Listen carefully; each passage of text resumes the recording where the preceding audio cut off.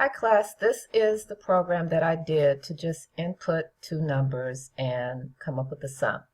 Let's talk about how to do this with a function. Now this is a really almost a trivial example to do with a function, but it's always useful when you're trying to learn a new language to focus on the syntax of something with an algorithm that's quite familiar.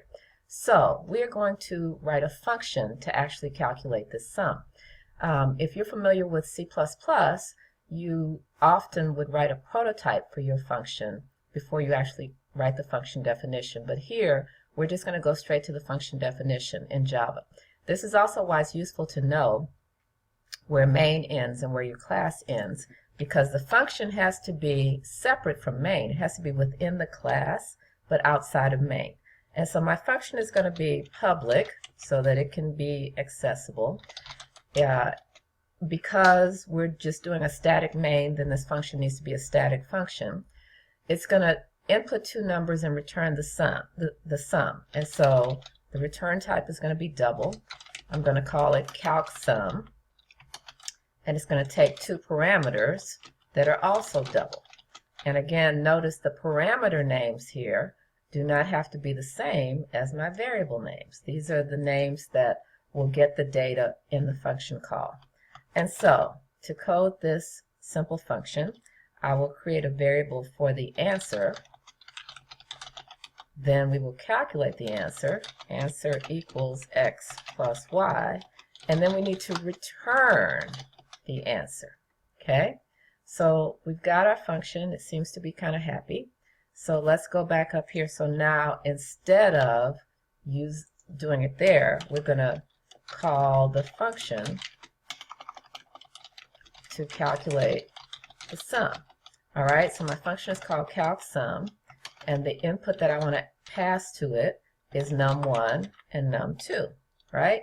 Now, some of you may already realize I'm about to make a mistake here, and to show you the mistake, I need to initialize sum to 0.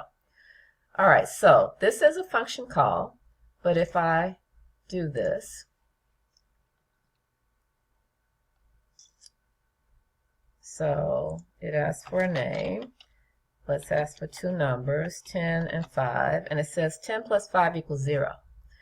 And that's because this function is trying to hand me back an answer, but I am not doing anything to catch it. So the result needs to go into the sum variable, right? So the 0 that I got there was just the 0 because sum was initialized to 0. So it's very important, if your function returns a value, then you need to do something with that value. And so now, I run it. We'll put in 10.2 and 7.7. We get 10.2 plus 7.7 is 17.9. So that seems to work. Now, a couple of other quick things before I close this short video up. We could actually do this whole thing in one line. So I just want you to understand, in this case, I could just say return x plus y, because this is a simple function. That's all I wanted to do, is calculate that answer and send that back. So we could do that. Also, I don't necessarily have to have a variable to catch this result. So instead of doing this, I could go straight to print this plus this equals, and I can call the function here.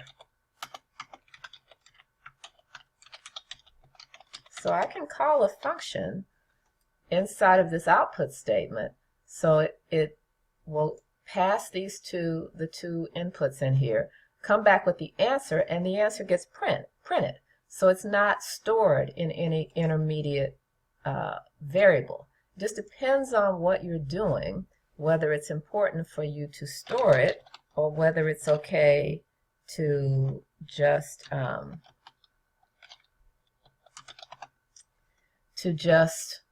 use it. Okay? So again, what we've just shown is a simple function. Here's my function definition.